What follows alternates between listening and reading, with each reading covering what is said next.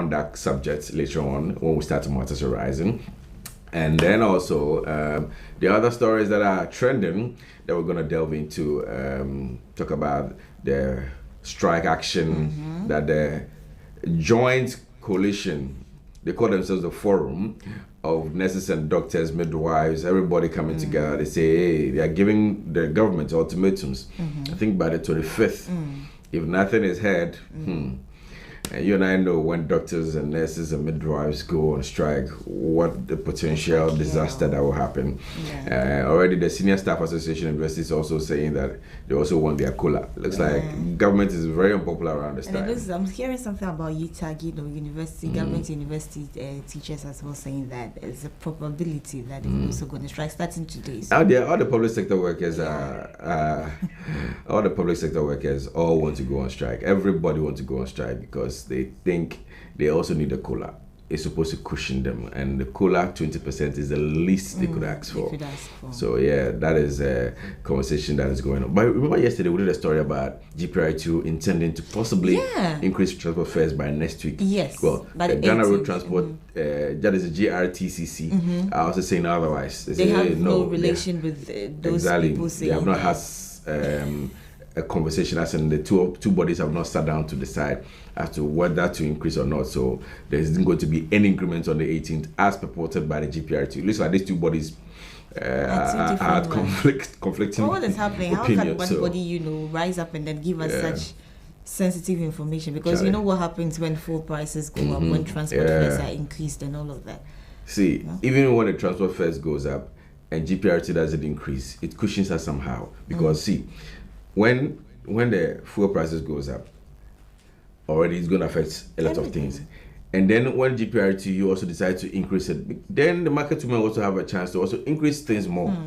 Because they are also going to use public transport in transporting the items. The trucks and Boso Gamachos and all those people that they offer support for transportation are also going to increase. You understand? So then it makes things even worse off. And now, as of yesterday, we got the new inflation, 29.8%, approximately 30%. Yeah, 30%. 30%. I don't know. Dr. Steve Hank, the economist at Johns Hopkins University, was saying that it looks like that most of the African countries are hiding their proper inflation rates. As of last month, Nigeria was declaring about 16.5% of theirs, and we were declaring 27.6%. And he was actually saying that ours was actually around 49%. The reality on the ground. So why are they garnishing it? 29.8 approximately. Because 30% Because 30%. So why are you making it? Because trust me, I'm sure he will come and speak again. Wow. I'm sure Dr. Steve Hanks will come and speak again about the current inflation rate. But somebody also posted on Facebook today asking, how come Ivory Coast, their inflation rate is 3.5% and Ghana is 29.8%? He doesn't understand because Togo, they're not even developed properly than us. But somebody was also given a very educative information that has to do with the fact that apparently the CFA, the Anglophones, their currency have been tied on to the euro and then the USD as the dollars. So they don't really feel much of the effect when it comes to the prices surging or the dollar or the euro surging. So that's how come they're able to have that. But unlike us, that we have our own kind of independence when it comes out, we in Nigeria, the volatility comes there. So that is the issue with that. I think I get that. So it's very obvious. But then again, there was a plan in place to introduce something called ECO, which the Economic West African States were also going to use the same, that will also probably adjust us to the euros and then the dollars. But it has never happened. We've tried and tried and tried. It didn't happen. So it's like this is where we're going to be for a long haul. So you might be wondering how come neighbors still go, they can't compare their riches to ours and everything, but yet their inflation is quite low, 3.5%, and ours are 30. Almost 30%. Say 30. The difference is high. Say 30. Anyway, so we're going to delve into that and many more on Matters Horizon. But before that, as usual, we'll take you to the kitchen and visit Auntie Sweet Ajele to give us some cooking skills, and we'll come back to do the Matters Horizon. After that, we'll be having some interesting conversations on Stay Alive. What are you doing today? I think you'll be joining, yeah. So we're gonna have a conversation with Mr. Berema. He's been coming around for us to talk about starting businesses and all, but this time around we are focusing on how to grow that business. So he kept saying start. Go to the Registrar General, register it, start your business. Don't even wait for everything to be complete. If you need to do branding, artwork, and all those things, it will take you a lot of your money. So the most important thing is to start. When you start, you get some little money, start doing all those things. But after you've started, how do you grow it? That's the question we're going to ask and pose to him today. And then, of course, you can join us, as always, on our social media handles, especially on our WhatsApp line. Send your thoughts and comments and any questions you may have as an SME or a new entrepreneur. You want to venture into some businesses and all that. How to grow that business is what we're going to discuss today with Mr. Berema when he joins us on that segment today. All right, so as always, it's a packed show. Yeah, Precious is also going to come through with sports in minutes. It looks like a lot is happening in the world of sports. Oh, yeah. Chelsea just signed on Raheem Sterling. So we are now on onslaught on Manchester City. You know, Pep Guardiola team. We've taken, what's his name? Sterling. We just signed him off. Everything was completed yesterday. And we are planning to also take another person. So we'll take all his players and then we'll make him redundant because it's becoming a bit problematic. Todd Bowley, our new owner, is doing quite well. He's releasing a lot of money for our coach, Titi. So Titi is also going on a buying spree. There's a guy called Koulibaly. He's more than a giant. So he's coming to scatter everybody's attackers, all the attackers. Just go and tell your so-called players, Sancho and Dems and Bruno Fernandes, that they shouldn't try coming to the 18-yard when Chelsea is playing, because there's a new Rock of Gibraltar standing there very soon. It will cripple all of you. Proper. So you go on injury break for like 6 months. Anyways, I hear also the EPL, the list is almost out, as in the pairing of the players, and so hopefully when Precious comes through, she'll give you more details on those stories and more. All right. So on that note, once again, you're welcome to the Healthy Morning Show on a Thursday, 14th of July, 2022. My name is Diego, she's Stephanie, and together we're going to serve you from now to approximately 9:30. The show is brought to you by Kankersi Prudential Life Insurance. Always listening, always understanding. We'll be right back after this quick detour.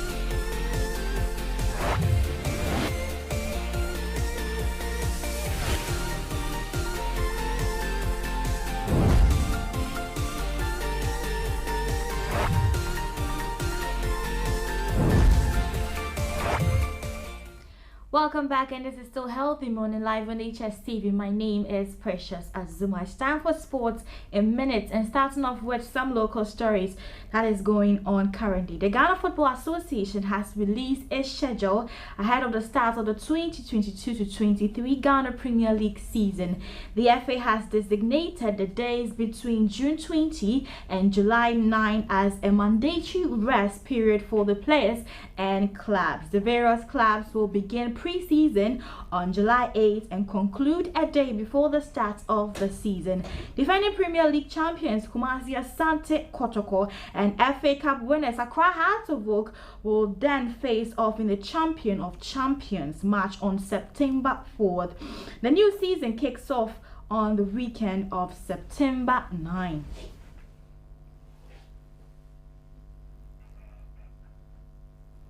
Moving on, the Ghana Football Association is close to sealing a deal worth $1 million with a reputable company that will become the headline sponsor of the Ghana Premier League. According to reports that is coming up, all is set for the deal to be announced, with both parties happy to enter into a long-term partnership. The deal, when confirmed, will signify another major achievement of the Kets Okreku-led administration that took office almost 3 years ago. For all his achievements since assuming office, one of the drawbacks of the Kets era has been a lack of sponsor for the Ghana Premier League. However, currently there are low levels of remuneration in the Ghana League, leading to an exodus of the league's finest players at the end of every football season. Proceeding to other stories, the West African Football Union B has notified the Ghana Football Association of changes in the draw date and venue for the zonal qualifiers of the upcoming CAF Women's Champions League. The initial communicated date of July 12, 2022 at the Ivory Top Plateau in Abidjan has been changed to July 20 in Morocco. A notice of change sent from the WAFU Secretariat reads, "We hereby bring to your attention that a draw for the Women's Champions League 2022, initially scheduled for July 12, 2022 in Abidjan, is postponed to July 20th, 2022 in Morocco. The retransmission links will be communicated in due course." However, Mpimda Akwan Ladies FC, our Ghana's representative, after emerging winners of the 2021-22 Women's Premier League. Now let's do some European stories. And Raheem Sterling has completed his move to Chelsea from Manchester City in a deal worth about €47.5 million. And Thomas Tuchel said he was super happy to land the forward. The 27-year-old has signed a 5-year contract at Stamford Bridge and with the option of a further 12 months, and has linked up with Thomas Tuchel's squad on their pre-season tour of the United States. Sterling becomes the first Chelsea signing and could soon be joined by Napoli defender Kalidou Koulibaly, who has agreed a 4-year deal and will undergo a medical today ahead of a potential €32 million move. He stated during an interview, he said, "First and foremost, it's a pleasure to be here. I've obviously achieved a lot in my career so far, but there's still so much more to achieve, and I'm really looking forward to doing that in a Chelsea shirt."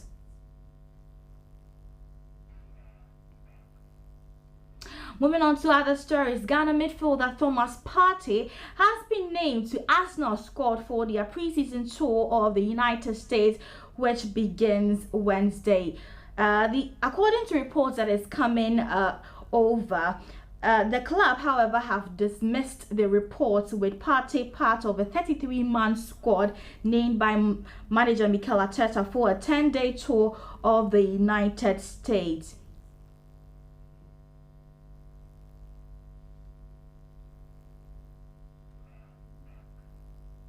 Now let's wrap up with some boxing updates. And Anthony Joshua has brought a new trainer, American Robert Garcia, to prepare him for his crucial match with Alexander Usyk. Usyk handed Joshua a punishing 12-round defeat at the Tottenham Hotspur Stadium last September to win the WBA, WBO and IBF heavyweight titles. Joshua pushed for the rematch, which will be taking place in Saudi Arabia on August 20, but has made changes to his corner.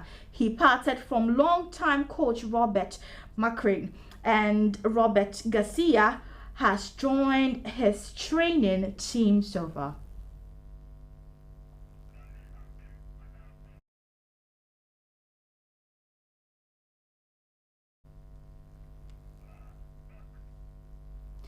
And I'll be all on Sports Minute today, live on Hstv. My name once again is Precious Azuma. Healthy morning still continues.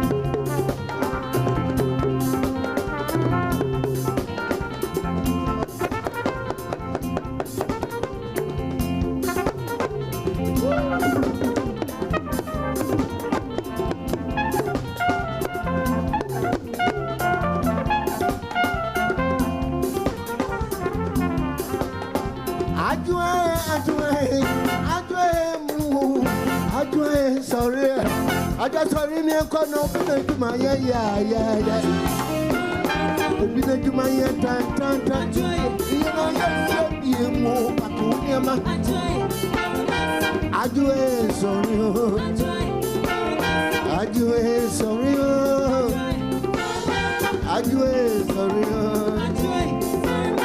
Open to my phone.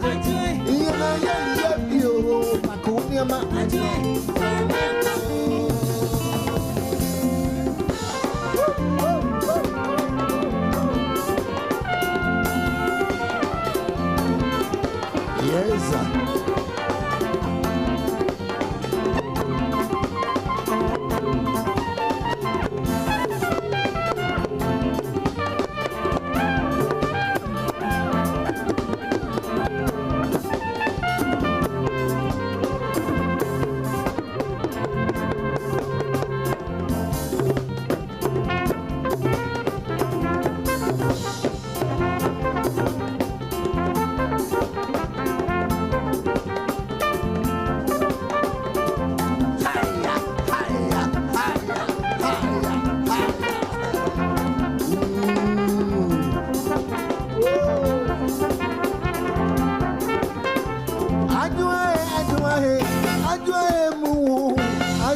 Sorry, I don't know, so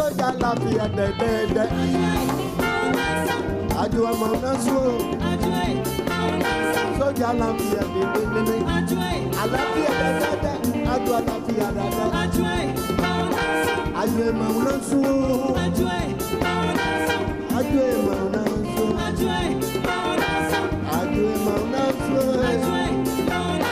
I do I'm from a front. I come on face. I'm from a front. I'm from a front. You know what? Pano no water. Couple no water. Meti no water. Pano no water. Couple no water. Ebe, my from my friend. My from my friend. My from my friend. My from my friend. Meti no water. Pano no water. Couple no water. Meti no water. Pano no water. Couple no water. I'm from my friend. I'm from my friend. I'm from my friend. I'm from my friend. Oh,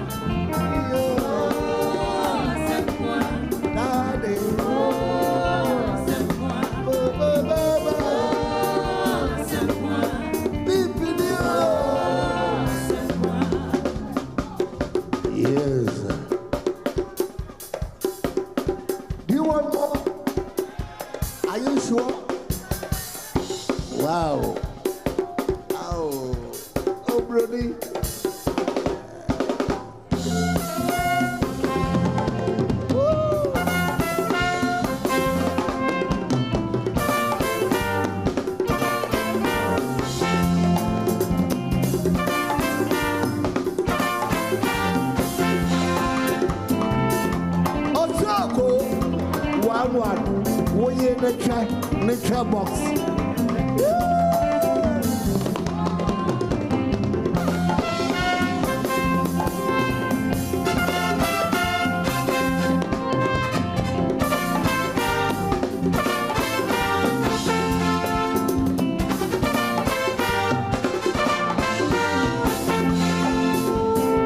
You want to hear so good, and my woman. Yes. You want to hear so good. You want to hear so good. Everybody.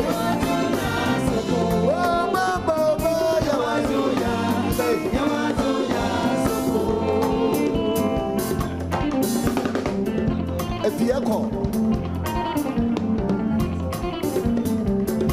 Kekos, you go Besia, where will I try? And about to work at a two could do me. No tuna put to you. Otoko, we in the Pimba.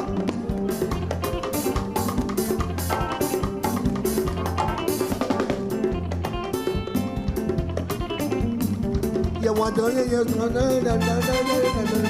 you want to hear so good. You want to hear so good, Baba. You want to hear so good, Baba. You want to hear so good. If you echo Ashanti region, what if you to Ashanti Besia? Wakati tu kodomri no tuna potolu kofi wa shalai abomedi kobi oda yase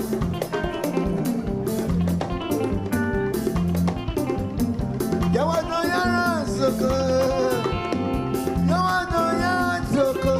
Ashanti way yawa no ya soko Ashanti way yawa no ya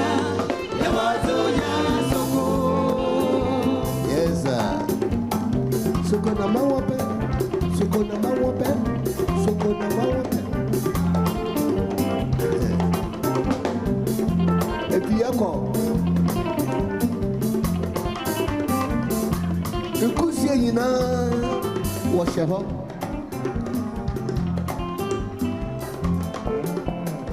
Awana okwa gbowo okusi awo. Okusi awo fun fefen. Okusi bow-legged. Oshe Kwapim. Oh, you have respect. So no one would want. No one shake up him. Is it your friend?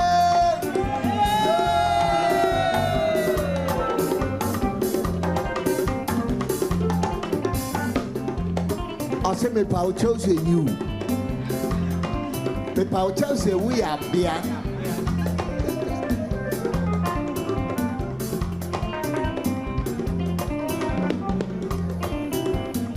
Yes, sir. You want to hear, so good number one pack. You want to hear, you want to hear, so good. Is it you want to hear, you want to hear, so good. You want to hear, you want to hear, so good. Yes, sir. Yes, sir. I'm bucket about, I'm bucket about, I'm bucket about, I'm bucket about, I'm bucket about. Go. What you in the trap box?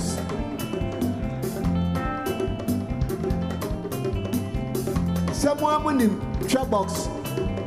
Winning trap box. Hey.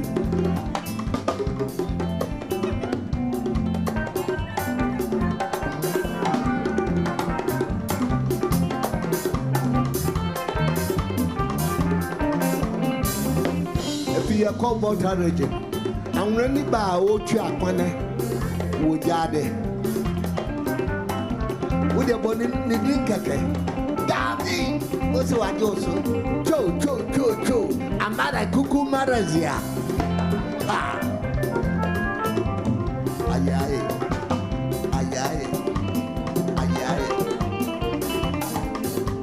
Chichitalo domia. You want to hear, so good. You want to hear, so good.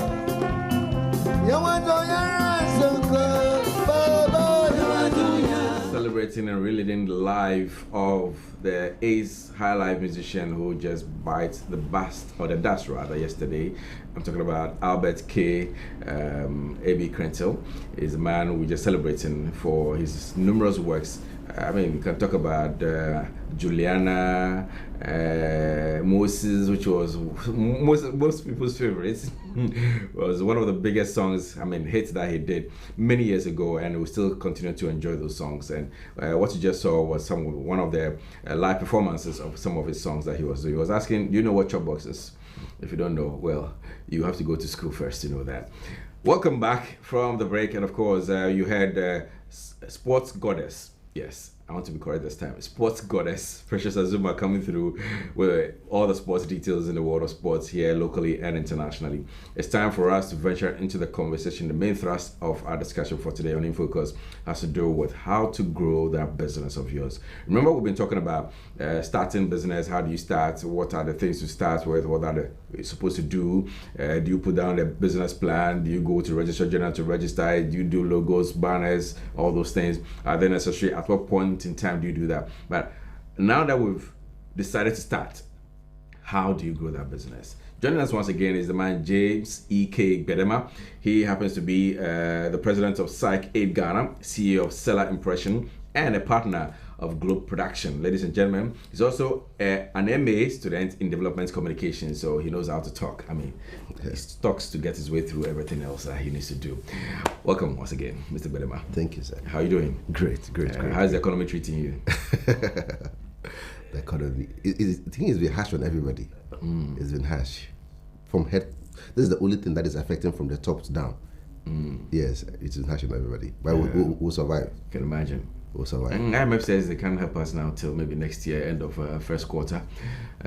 So yesterday they put out a press release also suggesting to agree to what the government have been saying, that all these pressures are coming from the COVID-19 pandemic and of course the Russian-Ukraine war. So all those things are the reasons why we are where we are. So it will be small. As the statement goes, country broke, country no broke. We shall survive. All right, so we'll be talking about starting a business, and we've talked a lot about it. And your main concern was, don't wait, start. Yeah, I don't wait. You keep saying start, because there's no time to waste or consider anything. Now that you've asked us to start, we've started. what is the next step of growing that business? Okay, you start, and I believe you started small. So when you start a business and you start small, the most important thing to do is that people who patronize your services, you should respect them. Oh, so I should have respect to the business also. You should respect everybody who calls on you to provide a service. Is that the key and most important thing you want to put out today? Oh, I will mention. We have a list of things you're going to go I'll through, mention a few things, but I can't. I don't want ultimately, to. I don't want to put. Okay. Hierarchy. Yes, hierarchy, but okay. I think that we should just. In order of hierarchy, there's no need for that. But you can, the things that you're supposed to put out. Yeah, but I think that to start a business, if you have ever started a business before, it is very difficult for somebody to trust you. You understand? For example, you are a seamstress and you are sewing. For somebody should go and buy his Holland. I don't know how much it's going for now, and he will bring it to you that, oh, sew it for me. I think you should respect the fellow. Treat him with respect, because for him or her to trust you and bring his product to you to sew for him, I think you should respect him. So the first thing is that respect your customers. Is that stemming from the fact that customers are always right? The mantra that is poured around everywhere else. Even when the customer is being disrespectful, I say still you should shut up, and then customer is always right. Even if you know very well that he's wrong. Yes, because he's feeding you, you just respect him. Give him audience. Sometimes you know that what he's saying, he or she is saying, doesn't make sense. Feeding, but just give him audience. When you give him audience and he leaves, you, the provider, could decide next time whether you went to work with him or not.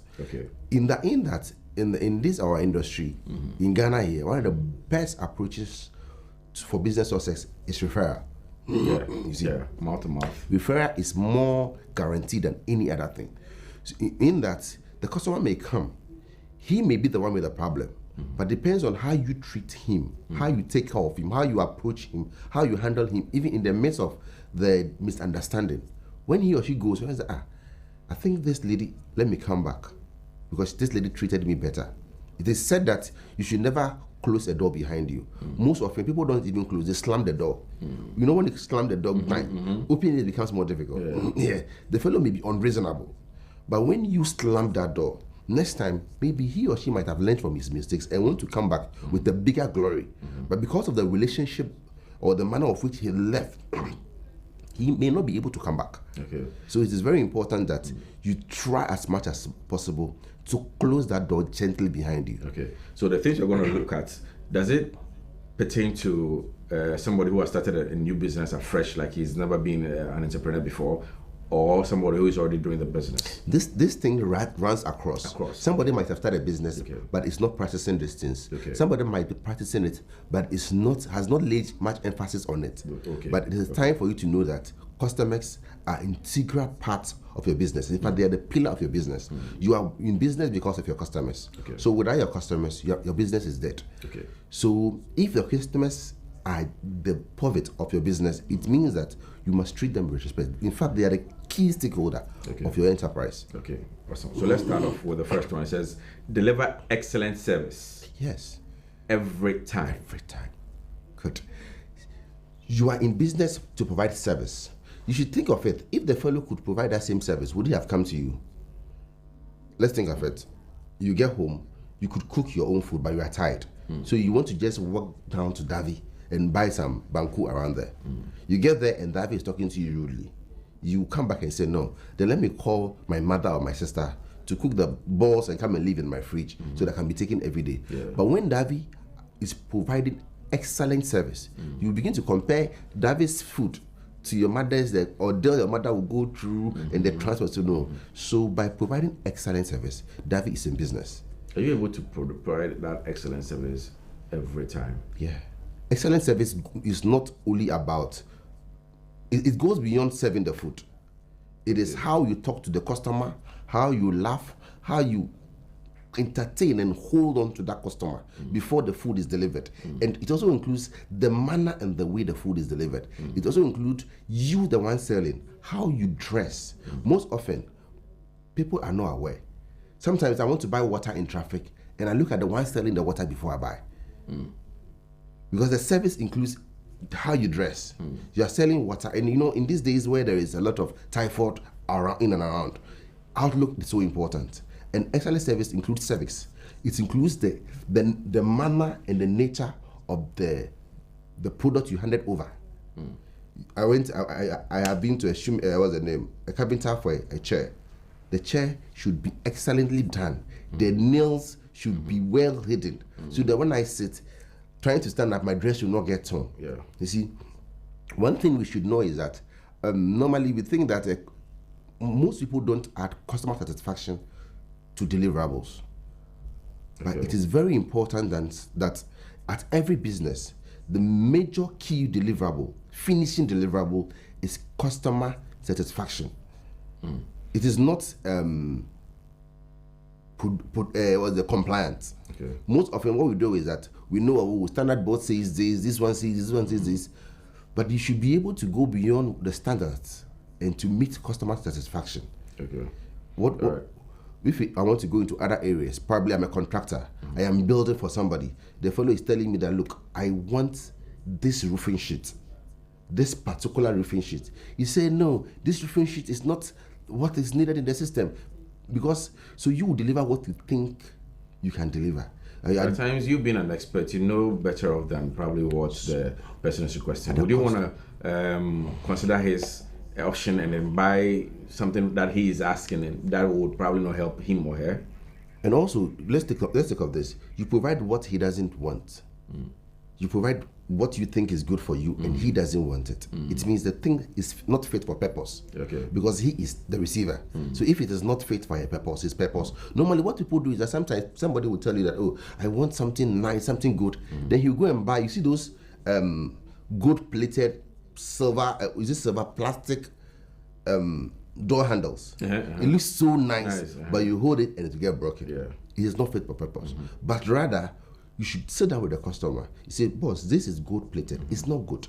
When you hold, it will get broken. But rather, there is zinc in the market, which is solid, considering the environment, the harsh weather conditions, and the moisture in the environment. This is better because it will not rust. The customer will therefore say, oh, okay, let me try this. Or, okay, boss, if you still want it, let's put this one outside because of the environment. So we put the one you want inside. Okay. By then, the customer is satisfied. So it's also important to know that education. It's also important to know that to survive in the business, most often, if you are a provider, you should know that the customer is part of your success. The dress I want you to sew for me, please hold this place, hold this place. You realize that when the customer brings his input and you add yours, it makes it perfect. You understand? Okay. So it shouldn't always be your own idea. It should not always be your own idea. So in case you just joined us, this is a conversation we're having, how to grow your business. We've already started with a lot of conversation with respect to how to start the business, the things you're supposed to do, the initiatives, the ideas, and how to start it. And today we are venturing into how to grow that business. How do you grow that business? It means a lot. It means that you putting the right things in place to avert any potential losing of any potential clients that you may have. So the first thing that we've discussed so far has to do with deliver excellent service every time. Along the line, we'll be activating the phone lines for you to give us a call, ask any questions. If you are out there, things are quite difficult now, and you also want to venture into entrepreneurship, you have this idea, brilliant idea you want to grow. Maybe this opportunity will be the best one for you to learn something on how to start that business. Alternatively, if you try reaching us on phone and maybe you don't want to wait till we activate the phone lines, you have some questions along the line, please, the WhatsApp line is active on your screen right now. It's in blue. Just pick the number, send your messages to us, and then Mr. Bedema will be here to address them as such for you, okay? All right, so let's get into more of the conversation. While you're talking about the delivering excellent service every time, along the line, you mentioned a bit about when you meet somebody, you make an analogy where you are in traffic, you meet some pure water sellers. You buy based on what the person is wearing because you feel like the other one is neater than the other person because of how they are. Does it tie into this saying that you are dressed by how you dress? Yeah, you are dressed by how you dress. People look at you. You know, it's not always true. No, it's always true. It's true all the time because people cannot see you and judge you from inside. They don't know what is inside you, but your outward appearance attracts them to you. That's why you can differentiate between a madman and an upright man, because when you see somebody who is dressed abnormally, you can't even exchange words with him. You don't want to draw closer to him, because you have judged him by just the sight. But when you see somebody who is sharply and neatly dressed, you look at him and you even smile because occasionally there might be a flip or somebody can. Doctor, in Ghana, when there's this guy going around called Dr. Ewan, he decided to offer awards to certain people, politicians and musicians and entertainers alike. He was sharply dressed and all, and but very eloquent. We say exactly, very eloquent. The same way, I've been to school, I've met a couple of other guys that are very smart, but they don't care about their dressing. Yeah, but you see, we live in a society. The world is in society, and in society, it is very important that society categorize people by appearance, by color, by height, or whatsoever. So knowing that that is how the society approaches people, when you are selling a product, when you are putting a product in the market, you need to make sure that the product appeal to the market audience. It's key. Okay. Because when the product does not appeal to the market audience, you will notice that your product will be in front, but they will come and pick the one behind. That is the reason why in branding, color coding is so important. Okay. Whereby most people like using red, yellow, blue, because it appeals to a certain age. You understand? Yeah. So how you present yourself, it's so important. Because let me tell you, it is a fact that some food looks very shapé, but it's not nice. Yeah. And some food, everybody says that, look, the best wache in Ghana is the one by the gutter. The best wache is the one by the gutter. But you notice that even by the gutter, it is attracting a lot of attention. Exactly. But the one which is well preserved, and nobody is going for it. Yes, but let people judge you first by the cover before reading you, than to see that, oh, because somebody may see you, and because by the gutter, they may not even try you at all. They will not even try at all because they're thinking that, oh, wait, this one, the flies and other things. Yes. So why do you want people to say that, oh, this one is not nice, the gutter and things? Look for all the indices that will make your business sell. Good services, neat environment, so that you tell your own story. Okay. You tell your own story. Okay. I want to stress on this, respect. Yeah. Most people That's think... actually the second point we're going to get into. Okay. Treat everyone with respect. And accord everyone with dignity. Yeah. People think that, oh, we are going to buy wachi. There's a young man standing, and then the woman there's another person with car. Once the one with car protocol. We say, oh, Pacho, my man serve Papa first. Yeah. Sometimes you don't even see me Pacho. He'll just start telling, Madam, what was saying? And would ignore those standing. Maybe the one standing has been sent from the office and is going to buy about 70 people's gobe. And you are serving the one. So let's treat everybody with respect. Respect does not only come with Pacho what was saying. I think we just finished talking about even the dressing bit. I have a similar scenario that I've experienced personally that I haven't mentioned it here once upon a time. So I was gonna go buy food. I had finished my morning show. I was in a suit. Right. I didn't take it off. I was still wearing it. So I went into the place and lots of people were there. I wanted to eat my fufu.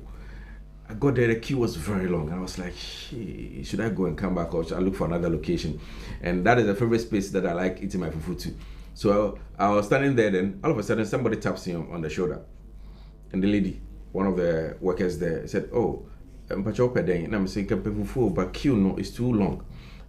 Me who say menjina on to say bebeso me so nti me say oh opeden me say befufu say mpendam say nkwan we na me pe me say oh me ba tena. She made me sit down, went brought my food while the people were still in the queue. Yeah, I like that. In this case, you term it as customer experience, or I don't know what you want to term it as, like she's offering a very good service. Yeah. But then again, I'll use my dressing to overtake the people. More important, I like the approach they use. Okay. The other people are in the queue. They didn't ignore them. Okay. But somebody came back door and spoke to you, got you without catching the attention of the others, which means the people there has been respected. You in suit, you've also been respected. Because at the end of the day, they didn't get the attention that, oh, they've left them and they are serving the man in suits because he's in suits. But rather, the woman used a very dignified approach, passing back door to approach you. Oh, Tode, and they got your list and they served you. You were happy. Yeah. Those in the queue are also happy. That is one of the smartest way to serve. I'm sure maybe somebody has cited me and can do very good. So if somebody have cited you, it would have been a problem. But also, sometimes too, it's also because of the. I think people do that because of the relationship they develop with certain people. Yeah. You understand? So they know there's a regular customer. He comes here at this particular time to pick a bunch of food, and he's here. despite the fact that I have a lot of other people in the queue, I think I need to serve him because the number of food he takes from me, usually, like, he's regular. Yeah. Or she's regular. I think you get where I'm coming from. I had an experience. There's a woman around ETTC I've been buying this Burkina from. And when I get there, as soon as I park my car, she said, "Oh, Oba." You see? So when she says Oba, everybody will look at me and I'll just say, then it also, as customers, we also have a role to play. When the seller, the service provider is giving you respect, you should also be so humble enough. Because most often, when you come and you get there, you say, "Sister, no, be humble, let them lift you up." So when she said, "Oh, they say, please, I'm standing here. When is my turn? You serve me." Then she will say, then she will ask, "Do you want one or two?" I said, "I want only one." Then she say, "It's not my turn." Then she said, "That is, please, this man is my regular customer. He's buying only one. Let me serve him, man." Then they will say, okay. Then he will serve. Right. Because I'm buying one. Somebody is buying 12. So it's reciprocal. So long as the service provider is giving us respect, we should also accord them with that level of respect and the other people around. It shouldn't be that we come and we try to be superior and look big over others. But at this time, we are talking about. Sometimes it's not about you trying to look big or what's on car when I watch. Yes, at this time, people are assuming that. Yes, at this time, that kind of thing. Good. At this time, we are talking about the service provider. Yeah. So she must accord everybody there with respect. So long as he's also respecting you and not making somebody look so special and so down. Okay. But you should try. It's difficult to do, but treat everybody with respect. Because those you treat with respect, they will come back to you. Those you treat with disrespect, they will not come back to you. Okay, awesome. Let's move on to the third one. Work hard and smart. I've heard this many times. People say you should work hard and smart. They said the hard worker is not always the one who is rich, because you can compare it to somebody like a mason or let's say a cobbler. Yeah. He's always walking around, up a shoe near a shiny, and I say, just to repair the slippers for you and all that. He's always walking around. He's working very hard. Yeah. But he's not working smart. Not working smart. So how do you differentiate this? You see, working hard is where your strength can take you. But working smart is where your knowledge, your sense can take you. Your sense can take you beyond where you are. Your physical strength can only, assuming I want to lift this chair, my physical strength can only lift this table and this chair. But working smart, technology can aid me to lift this whole building, which my strength cannot. So it is very important that you work smart. You have a smartphone. So if you want something to help you faster, it's the smartest phone. You see, if you want to get there faster, we go with together. So working smart is the key. Initially growing up, we were saying, "Oh, you work hard." And in those days, I learned that women marry the man who works hard. If you can, you'll be there, or somebody will bring their children and say, "Oh, Eja, I want your son to marry my daughter because you're hardworking," because they will always get cassava. But nowadays, there is technology. We should adapt, implement technology to work smart. People are using Facebook. Working smart, as you describe it, seems to suggest that you need to also probably it will be a bit more financial driven, because example that you give, for instance, maybe you might be able to lift this, but you want to lift this 3 at a go, so you deploy a forklift. The forklift might be expensive to buy. Similarly, you want to work smart with your phone. Your entrepreneur just started, now get a young phone. I have to work smart so that I can do WhatsApp conversations on it. But young phone can't do WhatsApp conversations. It means that I have to spend extra to get a smartphone or Android or iOS or whatever it is to use. It also costs the person. What if the person is not like financially stable enough to do that? Yeah, I think let me handle it 2 ways. The first aspect about renting the forklifts and other things. In a smart world, you don't need to own anything. In the smart world today, you don't need to own anything. You can rent everything. Okay. For example, I have clients who are doing restaurant business. They don't have a shop. They don't even have a logo. The only thing they have is a logo. They are cooking from their kitchen and they are putting it on Glovo. Yes, sir. Yeah. All they do is they do good food. To the extent that right now what they do is that they even do home services. So every weekend they prepare live soup for somebody. They prepare live fufu for a whole family. And then the rider will go and pick it and deliver. So that is one of the ways of working smart. So working smart also determines that you need to know your priorities. Instead of using all the money to rent a big plush place, you could rather use all the money to buy a small phone and then start cooking from your corner, so that gradually you come outside. So that is working smart. In terms of ownership, as I said already, there is Airbnb. You don't own a building. You can start working from someone's building. And there is Uber, there is Yango. There are rental services, and it includes renting the car, renting everything. So working smart means that looking for the next person who has what you want, and finding out how you can get it so that you can share the benefit. You give him a little money, and there are a lot of people that are out there. So working smart means that coming to adapting technology. Technology will help you to act smart. That's one of the first and the most easiest way to act smart. Technology. Talking about the phone, you don't have a phone, but a friend of yours has a phone. Somebody has a phone. Look at how you can start from. Gone are those days where you have to, my grandfather told me of this story, that there was a young boy who ought to lift a chop bus, a 9-year-old boy.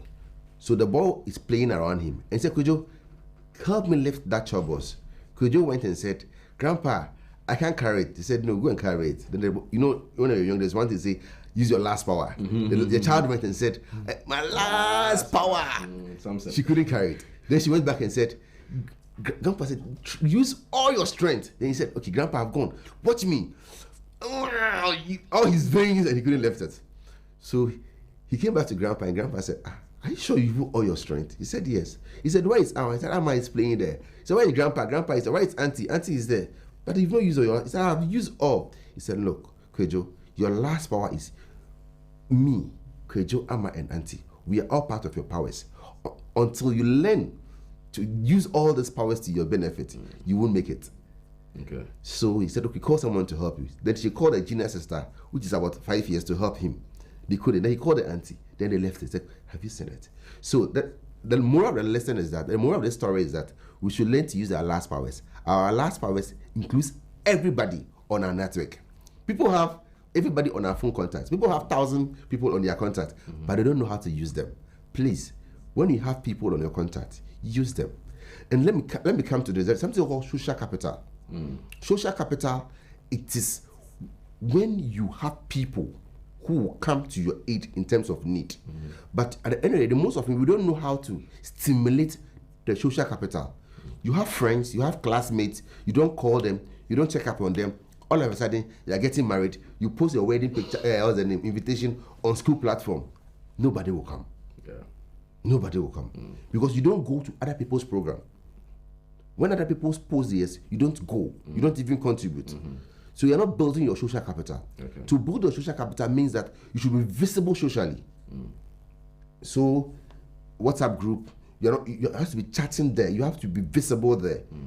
You cannot be at so many places all the time. But if you're on a social network, let it be social. Let it be visible. When you are visible there, you are building your own social capital. Those social capital could be harnessed in the time of need. This comes to one of the most important life story. I went to Legon, and I was very young. I couldn't make friends. I was very, very, very reserved. So I couldn't make friends. So I went through the school only having 2 friends. How come? My roommate and my classmates, those are the only 2 friends I have. Even my own classmates, a lot of them, I don't know them. Then I started doing entrepreneurship. I realized that no, I'm not making it. I couldn't get into my network to make it. And my colleague, Latif, he had a lot of social network and he was making it. I said, no, I did something wrong. So I went back to another college to do my first degree again. Because the master's level, the degree, the class is small. So I wanted to get another social network. So I went back and did another first degree when I did everything right. So when I go to school, before I sit down, so the whole essence of you going back to school was to get your network done. I'm telling you. So I went to school, and when I went to school, my mates saw me as business-oriented, somebody who is there already. So approaching me is difficult. So I said, no, I have to approach. So when before I was sat down, I'll pass by everybody, tell them what's up.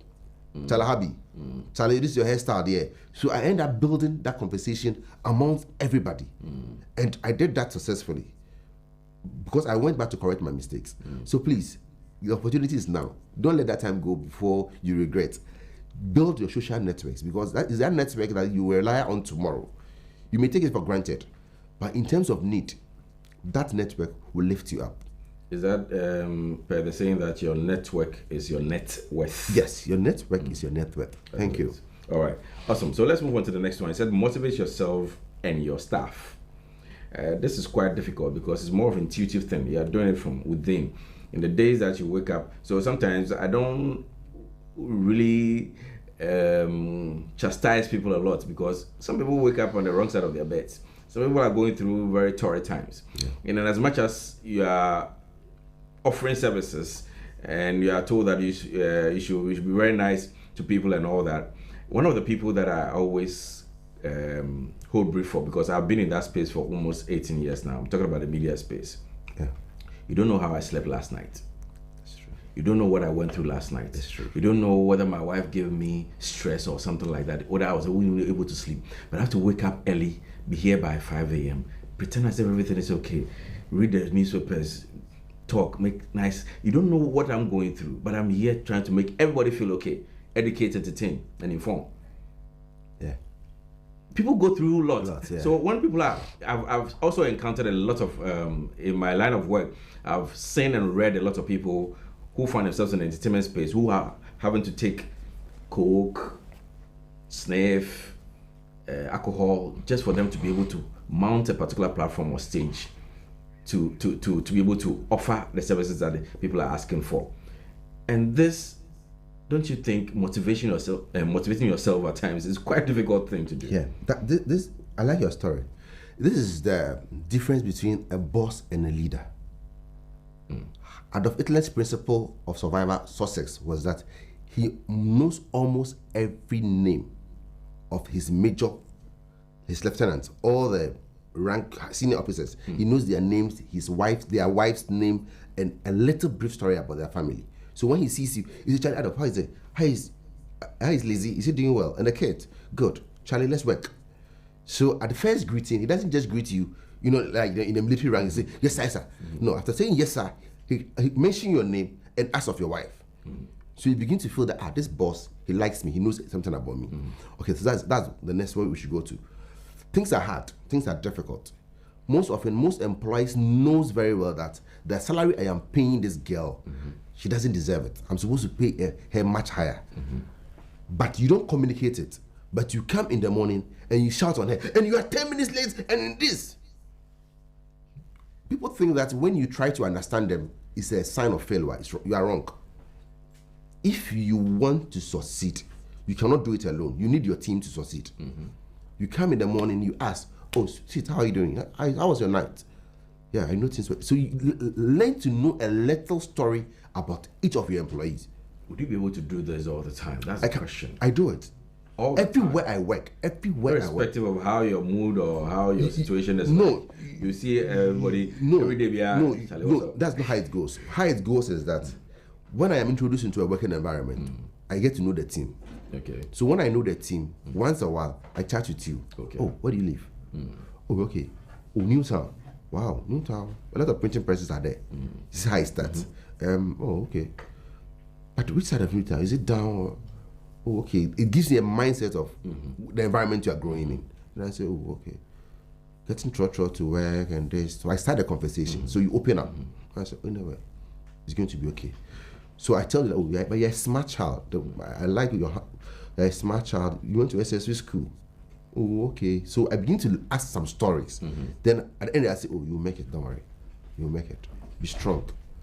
That gives me an idea about you. So the next time I meet you, I say, oh, Charlie, how are the children? That is enough. It's not every day you ask them this.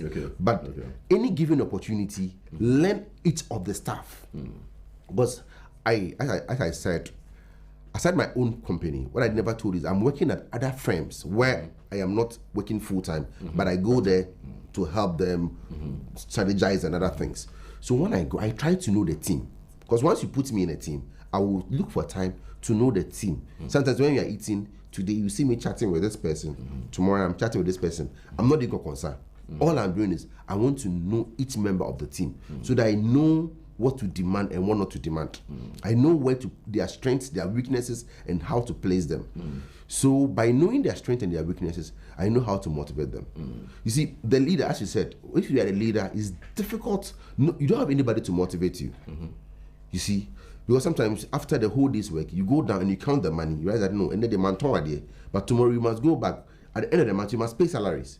But if you have a very good relationship with your staff, and it's a company I have been working, and the salary is not good, so the man couldn't pay the staffs. So what he does is that at the end of the month, he will group the staff into 3 and says, okay, this month we have this money now. Today is 30th. I want to pay some people, but I know that Kwejo's wife just delivered, so let me pay Kwejo and Amma so that tomorrow I'll pay you. Do you have any other problem? If somebody is urgent, we can divide so that next week we pay. Then after you talk to them, Charlie, we are all, let's make it work together, okay? Let's make it work together. I know you are doing your best, but does not mean that by trying to come low to them, when they are wrong, you shouldn't tell them. When they are wrong, you should be harsh. You know, like as a chill, but some people, they feel like they don't owe you that. And I know motivation is not just tangible, it's also the intangible bit. So as you say, by talking, assuring a person and all that, sometimes the tangible bit has to do with the money bit or equipment needed to make the work done, and it doesn't even come. Let me tell you my personal approach, what I did last month. Okay. One of my press, there's a particular machine which I have rented another shop for it because it couldn't go into that place. And because of there is no work coming, that particular machine is worth, it's expensive. I don't want to, it's expensive. But the guy working on it, he couldn't work worth his own salary for last month. So what I did was that I gave him a book that you should be collecting the money. Instead of the receptionist collecting the money, I told you to collect the money and give it to the receptionist. So that you know the amount of money your machine is generating. So when you are buying whatever you want to buy, write it, give it to the lady, she'll give you the money. When you finish writing it, at the end of the month, deduct. So at the end of the month, when he did a deduction, he realized that, then I said, yes, for the past 6 months, I've been paying for my pocket. So now what you're going to do is that whatever your machine produce, I'll give you your salary and top up with, I want to increase salary, his salary, because of the economic situation. But I will not tell you I want to increase. But whatever your machine produce, I'll pay your salary and give you a percentage of what you have generated. Okay. So now that I'm doing that for this year, you know, the boy goes out of my office and now going looking for jobs. For people. Because he's realized that no, he's being motivated to work hard. That's what we need. We should motivate others working hard. Sometimes motivation is not that big. You can just say that, oh, today we worked hard, we've achieved our target. Let's all buy Kelly Willy and eat together. This Friday, let's go and eat somewhere and make some kebab and things. Some kinky party. Some kinky party and stuff. So motivation is difficult if you, the leader, want to be a boss. But if you want to be a true leader, you get down with the people. Motivation is so good. Like Jerry's principle. He will get to the gutter and start scooping with you. So you have no option than to join him. You see, but if you want to be a boss and you are there, go clean, do this. When you are not there, they'll be gossiping behind you. But it all comes with character trait as well. Just like you mentioned, Jerry's, he's a charismatic guy, very good. Choleric kind of person, and he's always out there. He always charismatic to pull people along. Exactly. Yes. But some bosses don't have that kind of thing. They are more like laid back and so if that is good. If knowing yourself is good, I always say, if the same way you need technology, you went and rented technology or bought technology to aid you. If you need a leader, go and hire a leader. If you think that you cannot communicate, you cannot establish that rapport very well between you and your customers or your staff, hire a leader, a manager to manage so that you stay back. Okay. All right. So let's look at the next one. The next one says focus, your mission and vision. What accounts for even putting out your vision and the mission in the first place? Say, for instance, I want to venture into publishing of books. What should be my mission? What should be my vision? Because people don't even understand the difference between the two. Okay, first of all, when your vision is where you want to go, and your mission is what you want to do. Vision is future. Your vision, more futuristic. where do you want to be? And then mission is the mission is what am I immediate. doing? Immediate. Okay. What am I doing? I want to provide a newspaper for the people. That is my mission. But the vision is I want to be the best and the biggest newspaper outlet in the country. Okay. You understand? But Established. as a leader or as an entrepreneur, it is your mission and your vision. You can't keep it alone. Let your staff know so that they drive the vision Often you walk, and the walk mission. through some organizations and institutions, see it's boldly written there for people to see, to read what is there. Yes. But on that score, on that same score, is it before you start the business that you outline your vision and mission, like is part of your business plan kind of thing, or along the line you develop it? It could be developed along the way. Some also develop it before they start, but it can always be elaborated. It can always be updated. Sometimes your vision was to conquer Accra. Now you've conquered Accra. You believe that you can conquer Ghana. You've done Ghana. Now you think that no, Africa is global. small. Now let me go global. So you can always elaborate and update it. Okay. So, and as we always say, initiation is the most important part of starting a business. So at initiation, you need to draw your mission and draw it clear, because your mission will drive your purpose. Okay. Your mission will drive your purpose. Your mission will drive that desire to what you want to achieve. So make sure that your mission is clear and it is incorporate what you want to do, so that it drives you towards what you want to achieve. Otherwise, if it is not well written or it is not well thought through, you might it will come to the next question. You might bite more than you can chew. Okay. You see. So And in our talking, some occupation just crept into my head. A carpenter who does casket for people. Until now, no empire bonana say so that he designs a casket for the president. but their job is also a good job. No doubt. If you visit to the emergency ward in any of the major hospitals, you see what people are going through. And the most painful one is an old lady who is 96 years, is on bed crying, she wants to die, and she's going through pain. So sometimes death is a liberator. No doubt. Sometimes. No doubt. The only reason why we cry and mourn is that we may miss those people. We may never see them again. Yeah. So we cry. But sometimes it's actually a relief. It relieves people from their pain. Okay, so you keep focusing on your mission and the vision. Yeah, the vision. The next thing and is also let your staff understand and get along with you. okay. You see, let your So staff. you got into a business as a newly employed person, and you don't see any of the signs anywhere, the mission and the vision anywhere else. Probably you're not oriented about it also. What do you do as an employee? Good. Most often it has even become a flamboyant thing where people have it in their receptions. Yes. And they don't even drive the staff through it to understand and to get their buy-in. Buy-in is key. Okay. Buy-in is key. Drive the staff, have a forum, talk to them, let them understand where we want to get to. So that when it's a hotel or it's a service industry and they are serving, they know that, look, Charlie, this is not Latino, it is international. So that's our target. Okay. So let the standard be high. Okay. So you drive them through. Okay. But if you are employed in an organization and a leader or your employer hasn't taken you through, you could ask him a question one of these days. That, you said you want to be the best healthcare company in Accra and beyond. What is the road plan to achieve it? I was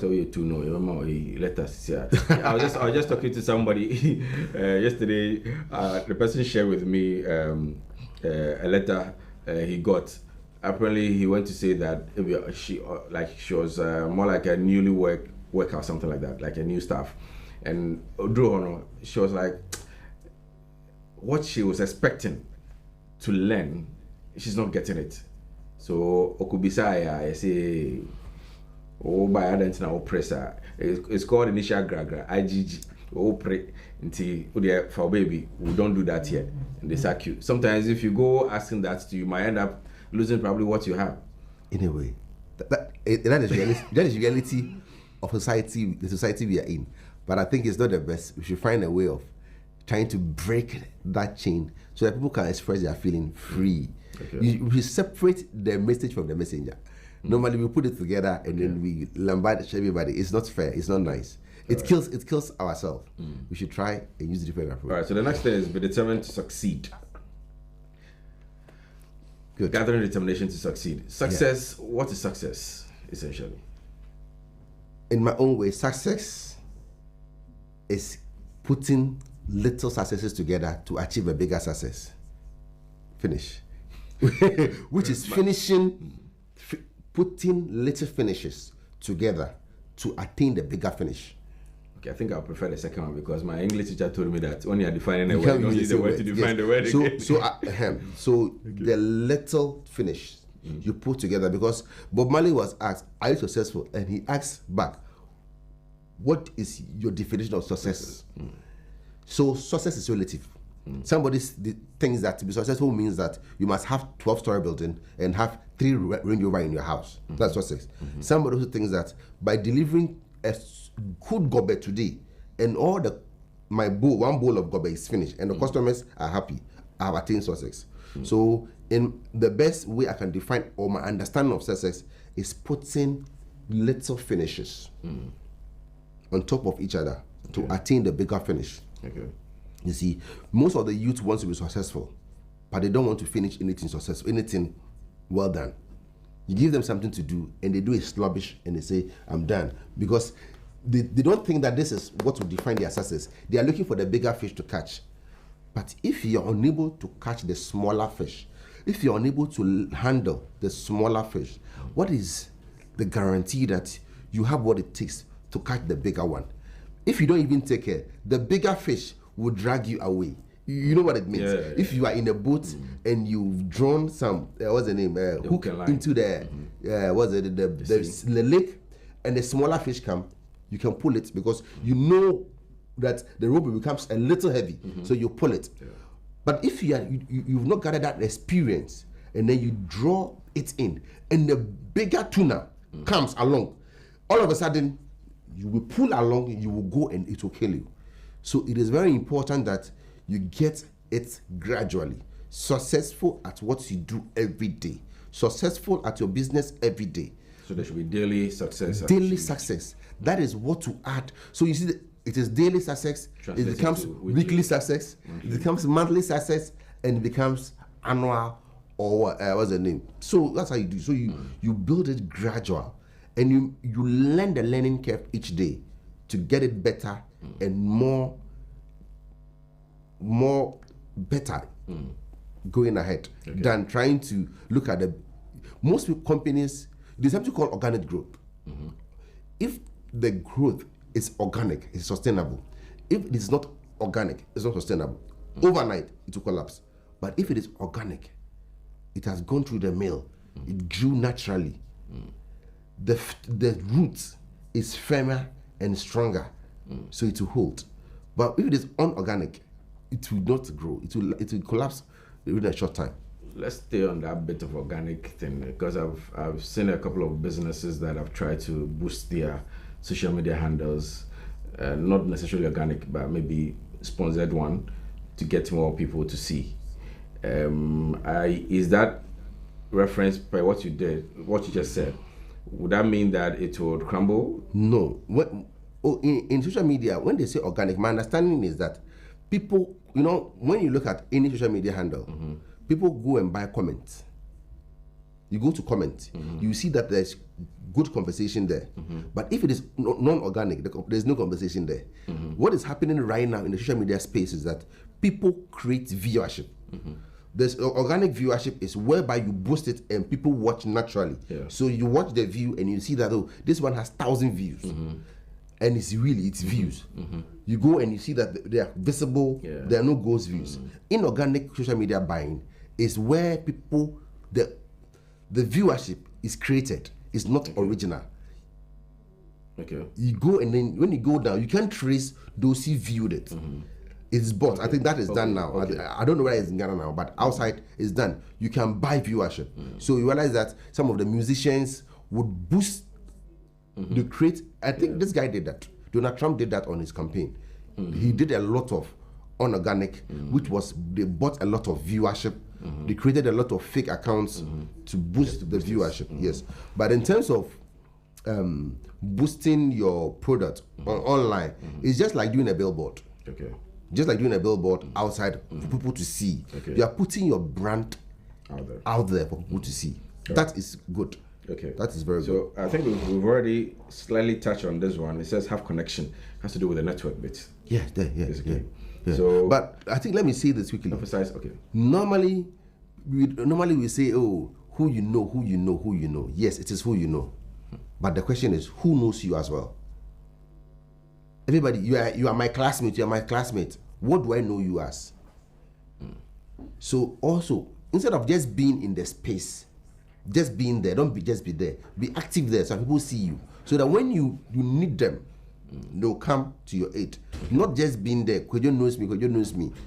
But you should be known for something. You should be known for something. Okay. What are you known for? That's the question I'm asking. Maybe you should do an introspective analysis of yourself and find out what you are known for. Me, maybe I come and sit here and talk plenty. My co-host calls me a talker, so maybe I'm a talker. On that note, the phone lines are active. The number is on your screen. You can give us a call. We're talking about how to grow your business. We've already exhausted a few pointers. That includes delivering excellent service every time. It includes treating everyone with respect and according to them, everyone with dignity. And then working smart, motivate yourself, your staff and all. So we're still talking about many of those items that we have. But I think we have a first call on the line. Hello, good morning.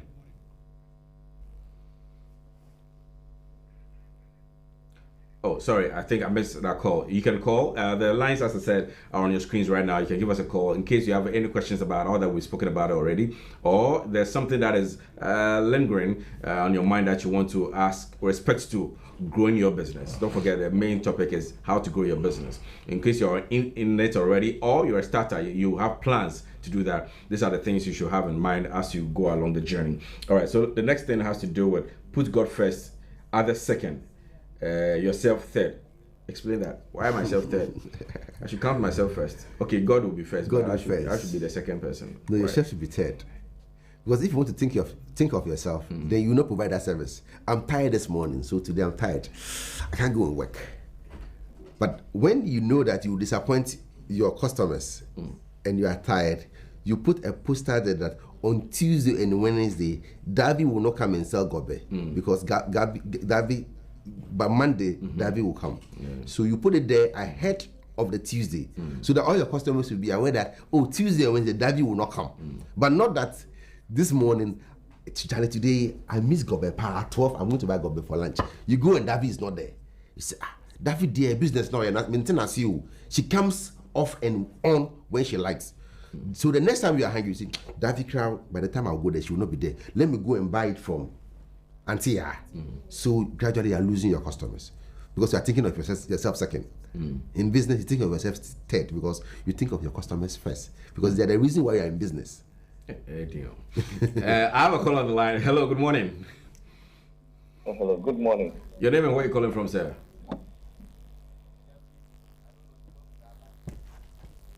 Hello. Yeah, hello. Your name and where you calling from? Yeah. My name is Kwame.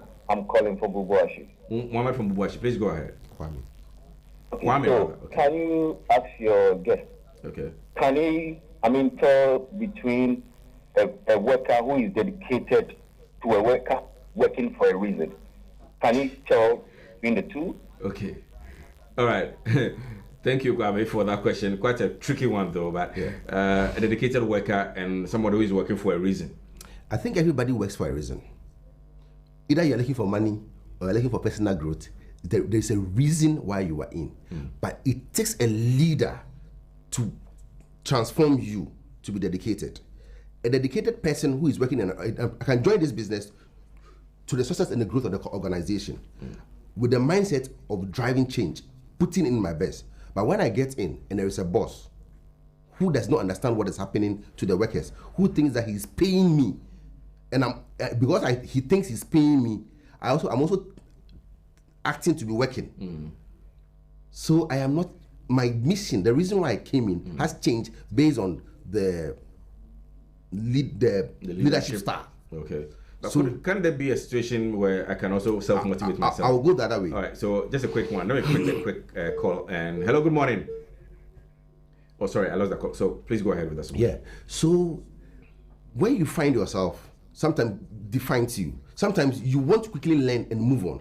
Your interest is actually to stay here and to help the business grow. Okay. But the leadership style, the opportunities around, the working environment does not support that. Your push factor and your pull factor does not support you to stay longer. So it's quickly pushing you out. Somebody comes in, sees the challenge, responds it, and he tries to make it work. You see, that's the difference. That's the difference. Because there was a place I was working at, and I was working so hard. So at the point that I wanted to leave, okay, because I thought that my boss doesn't know the work and the sacrifice I'm putting in. So I just went to a guy, one of my boss's friend, and I was telling him that, look, this guy, I like him, I want to work with him, but the way he's behaving, I'm thinking of leaving. So in the next few months, I want to leave. I don't know how to tell him. Then the guy said, no, James, don't do that mistake. The last time I was talking to your boss, I asked him 2 questions. Who is your confidant? And he said, James. Then he said, who is this? Then he said, this. Who is this? Your boss believes in you. He thinks that you are the best person to drive this company. So don't leave. Don't leave. Maybe he's not putting it out well. You understand? So sometimes your inability to... But then you need a third factor to tell you what the boss is saying. That means the boss is also not doing his work well by encouraging you or motivating you to be dedicated. Very good. So it's more like a toxic situation. So to Kwame's question, that's why I started by the leader must not be a boss. Okay. He must be able to come down and motivate his staffs and talk to them, try and get their buy-in. You don't always condemn. You understand? I think this motivation should have come from my boss direct. I will understand, but it came from a third source. Do you understand? Yeah. So if you should have, my boss says, oh, James, look, at the end of the month, look, I believe in you. I know what you do. You have a great potential, and I think that you can do better. I think that if you work at it, I know maybe you have a little communication hitches. At least mention some of his weakness. I know that sometimes you don't come to work on time, and I know it's because of this factor, but you are a good guy. You heard that even in the midst of everything, he wakes up and says, look, my wife, when you're talking to my wife, my boss believes in me. He thinks I'm good. I don't want to leave him. But most often, we are so bossy that we can't open up. That's what kills most of the industries. We can't open up. And the most annoying one is when the business is growing, you see that the boss's son comes in and begins to rub shoulders. Then the wife will come in, then family comes in, then they are pushing you back. So there are a lot of demotivational factors that the boss is indirectly or knowingly put up, which kills attitude. Okay. So as a boss, you have a very big responsibility. You have to do a lot of introspective analysis, psychology analysis, behavior analysis, social analysis to understand what is happening in your team so that you boost the team, get them along. Otherwise, the team itself will eat the business down.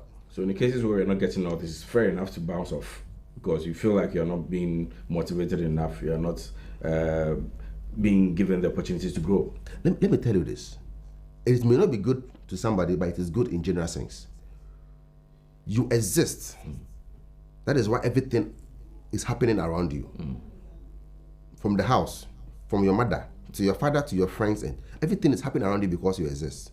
If you don't exist, the things happening around you, do they exist? No. So in every enterprise, you exist. That's why everything is happening around you. So if you think that what is happening around you is not working for your interests, you have 2 options, whether to stay or to talk it through. If you talk it through and you're not getting results, you move on. Captain Planet One said, which I said with my team yesterday, if you can't stand the heat, bounce. But before you bounce also, make sure where you are leaping onto it's a solid place. It could be muddy and it could be worse off than where you are. So unfortunately my time is up, but I think we have more to discuss. Hopefully we'll do the part 2 of this at another time. So let me do this birthday shout out real quick before we wrap up. This is going out to Harriet Mame Esi Plunge from your co-host Stephanie and the rest of the family to you. So wherever you are, Harriet Mamiesi Planch, my co-host Stephanie, and the entire Anyana family is wishing you a happy, blessed birthday. Have a good one and celebrate in style. As we always say, if you're having a birthday party, please don't forget to remind us. We'll be there to chill with you. On that note, to wrap up the conversation for today, thank you very much. James Ike Bedema is the president of Psych Ghana, and of course he also works with Glow Productions. He's also an MA student in communication development. He's a big man. I mean, he has all the money. So he'll be giving us some money very soon. All right. So God willing, next week we are here to continue the conversation on how to grow your business. There's a lot more to talk about. And thank you very much for calling in and joining the conversation as well. My name is William Diego Parker Bain on behalf of my co-host Stephanie Ejo and our producer Sherik Abe and the entire team. We say thank you for joining us. God willing, tomorrow we are back with a Friday edition of Healthy Morning. Till then, as I always say, be good, stay safe.